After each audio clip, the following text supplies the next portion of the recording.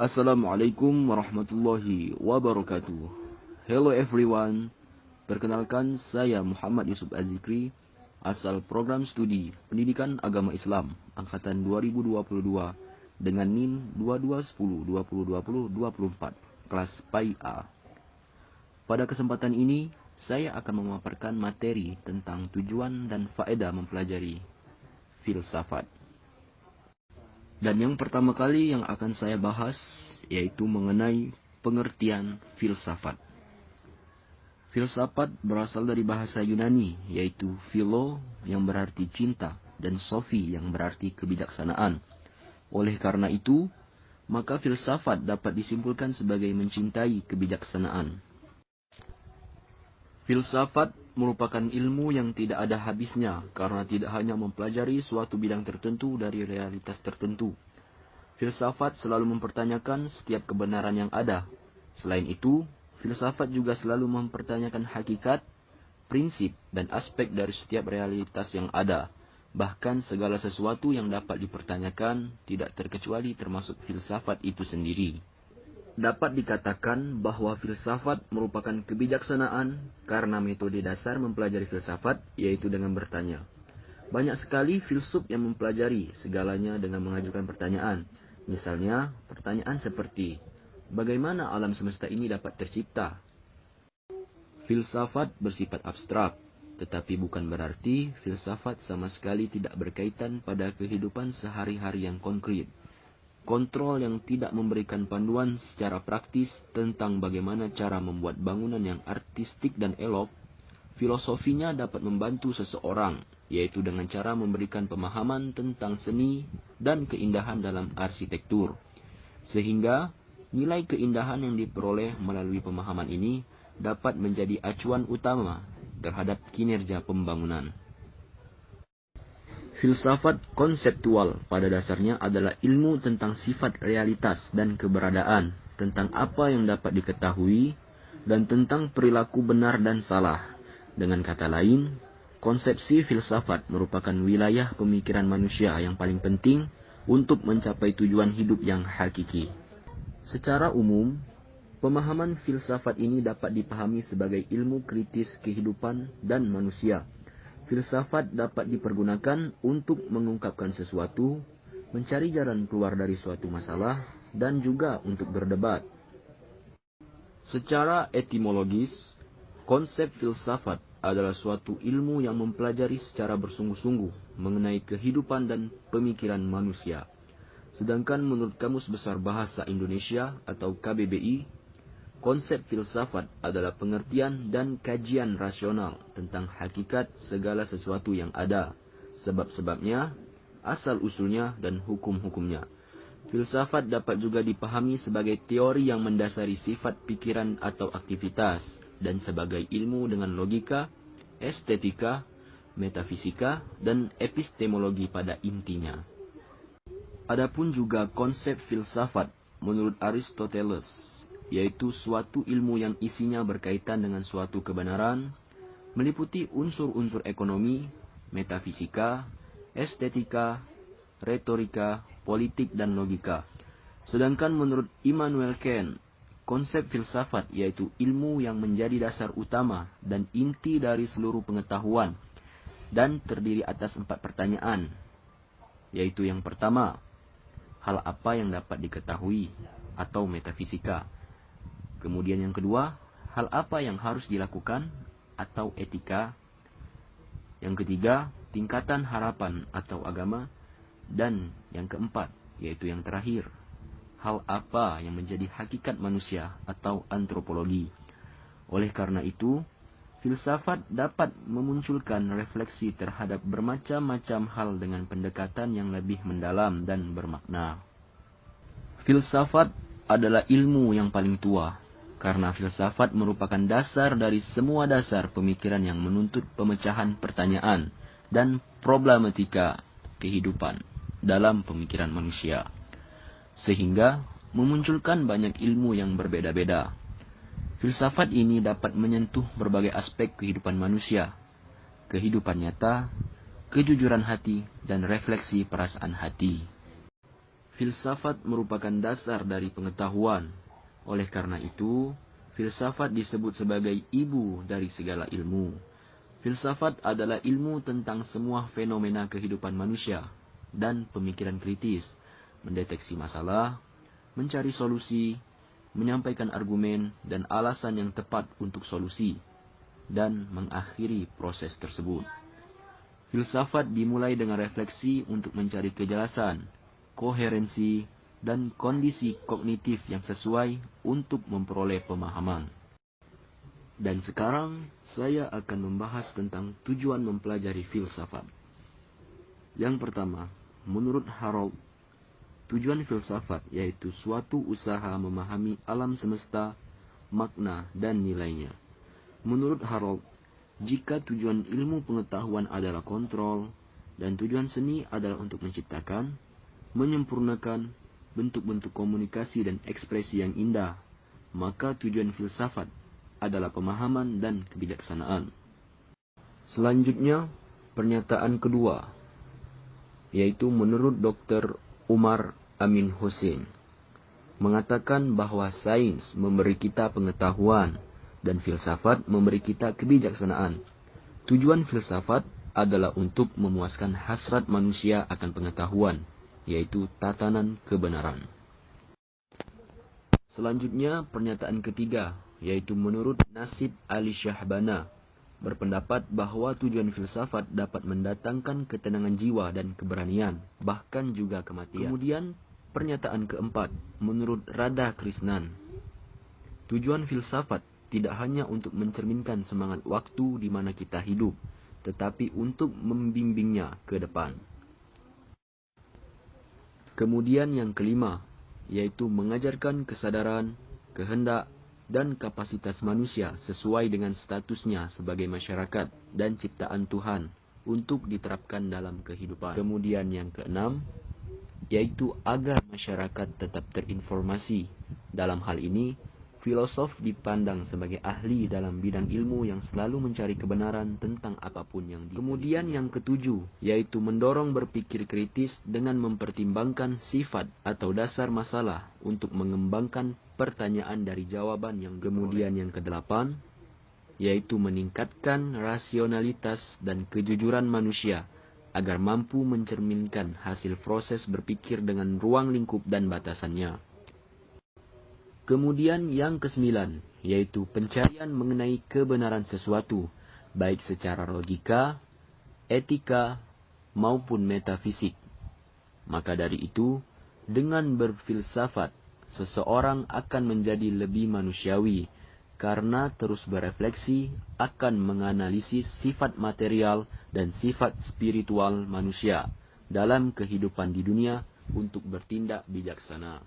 Kemudian yang ke-10, yaitu memahami sifat hidup manusia, dimaknai baik dalam ranah pribadi maupun sosial, bersikap objektif dan sistematis, melihat berbagai hal dan memecahkan masalah hidup untuk mencapai kualitas, keunggulan, dan kebahagiaan dalam hidup. Selanjutnya yang ke-11, yaitu melatih manusia untuk mengenali harkat dan martabat orang lain, serta mengakui keragaman dan keunggulan orang lain, sekaligus meningkatkan kualitas berpikir mandiri dan membangun kepribadian yang tidak rentan terhadap pengaruh luar.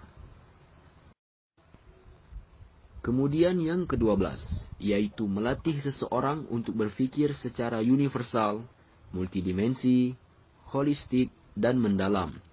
Studi filsafat memberikan dasar bagi semua bidang pengetahuan dan memberikan pandangan atau pemahaman yang komprehensif tentang sifat kesatuan dari semua pengetahuan dan kehidupan manusia dipandu oleh pengetahuan yang Kemudian yang ke-13, yaitu meningkatkan kapasitas seseorang dalam memecahkan suatu masalah secara serius dan mengetahui penyebab akhir pemecahan suatu masalah. Selanjutnya yang ke-14, yaitu agar seseorang memiliki pedoman untuk mempelajari ilmu pengetahuan, terutama untuk membedakan antara masalah ilmiah dan non-ilmiah. Kemudian yang terakhir, yaitu yang ke-15, dengan membiarkan dasar-dasar sains dieksplorasi ke dalam bidangnya, seseorang dapat memfasilitasi pemahamannya tentang hakikat.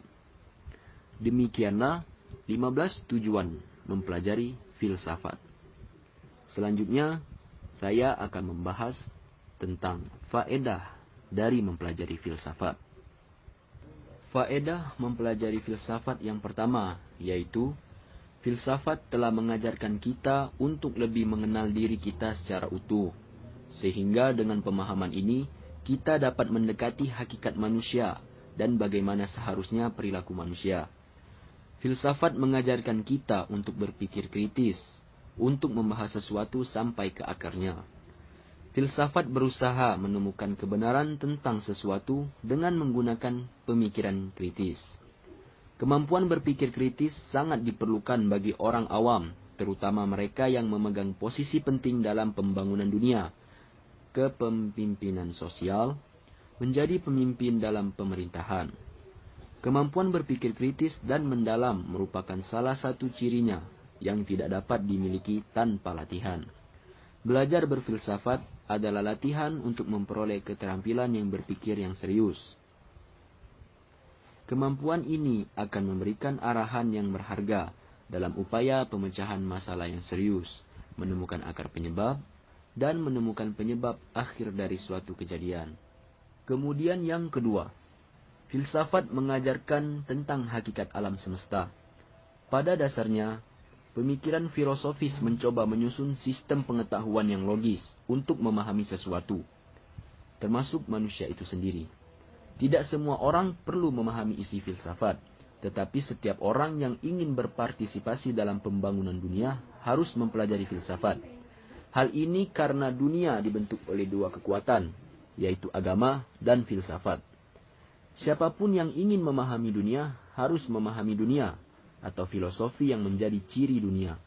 Dengan kemampuan berpikir kritis, seseorang dapat menemukan formula baru untuk memecahkan masalah di dunia dan di lingkungan alam, baik itu kritik maupun itu saran.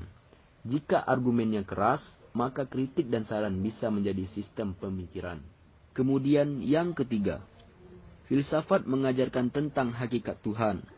Kajian filsafat harus dapat membantu masyarakat membangun keyakinan agamanya secara matang dengan bersandar pada ilmu pengetahuan. Bukan hanya dengan mengikuti dogma yang ditanamkan. Dengan pemahaman yang mendalam dan kemampuan nalar yang tajam, manusia akan sampai pada kekuasaan mutlak, yaitu Tuhan. Maka dengan filsafat, teks atau ajaran agama dapat dijadikan sebagai bukti untuk membenarkan akal, atau malah sebaliknya, filsafat dapat digunakan untuk membenarkan teks atau istilah agama. Kemudian yang keempat, menurut Asmoro Ahmadi, dengan mempelajari filsafat, manusia akan memperoleh kecerdasan yang mengandung nilai-nilai kehidupan yang dibutuhkan umat. Kemudian yang kelima, sedangkan bagi para pemula, filsafat diharapkan dapat menambah pengetahuan. Karena dengan bertambahnya pengetahuan, maka cakrawala berpikir juga akan semakin luas. Artinya, pemahaman filosofis dapat membantu memecahkan masalah yang kita hadapi dengan bijak.